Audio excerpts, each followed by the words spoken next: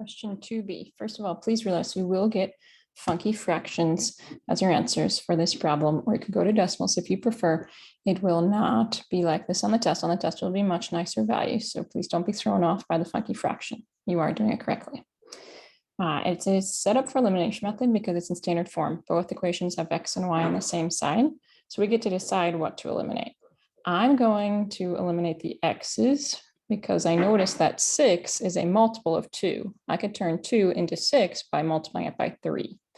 But I don't actually want it to be 6. I want it to be -6, so that when I add the two equations together, -6 plus 6 will add to 0 and eliminate the x's. So I'm going to take the top equation. I'm going to multiply the entire thing through by -3.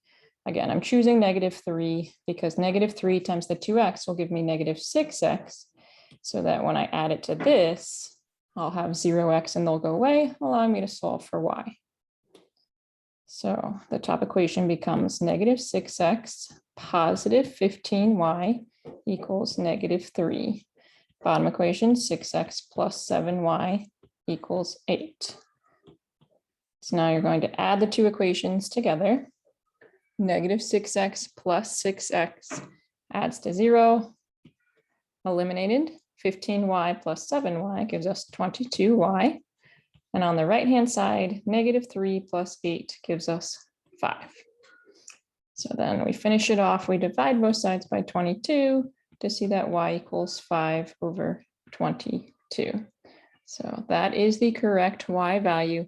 And again, if you'd like, you can turn that into a decimal. Just grab a calculator.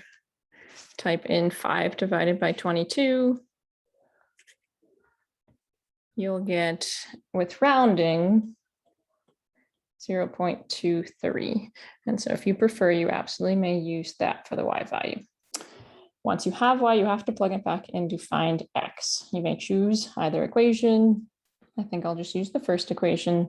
So 2 times x minus 5 times the y value. I'm going to do it in fraction form. Again, you are absolutely welcome to do it in decimals if you prefer.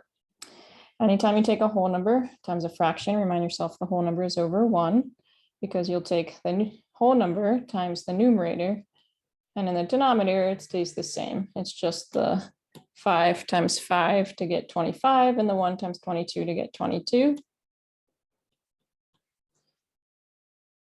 So we have 2x minus 25 over 22 equals 1. Next thing I need to do is cancel this out. So I need to add it to cancel it here, and then I need to add it over here, which means I need a common denominator. So instead of 1, I'm going to write it as 22 over 22, because 22 divided by 22 equals 1, but it allows me to have a common denominator. Remember, 1 was 1 over 1, and so I multiplied top and bottom by 22 to get that common denominator. Now I'm able to go ahead and add the 25 over 22 to both sides to cancel it from the left side. So we have 2x equals 47 over 22. Then I would divide by 2, but we never divide when fractions are involved. Instead, you multiply by the reciprocal. So 2 is 2 over 1. The reciprocal would be 1/2. So I'm going to multiply both sides of the equation by 1/2. On the left, half of 2 is 1, so I just have 1x or x. On the right, I get 47, because 47 times 1 is 47, and 22 times 2 is 44. So that's my x value, 47 divided by 44. And again, if you prefer, you could turn that into the decimal.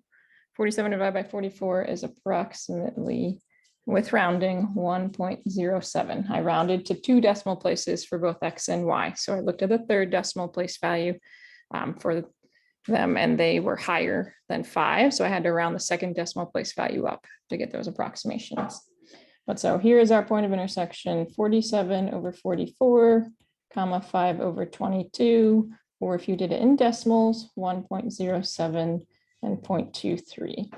This is realistic for the real world, where things do not come out to be nice whole values all the time. But again, for the actual test for Unit 1, they are much nicer numbers. So if it was the funky fractions throwing you off, please rest assured you won't have those on the test. Just make sure you've got this process of how to solve a system of equations with elimination.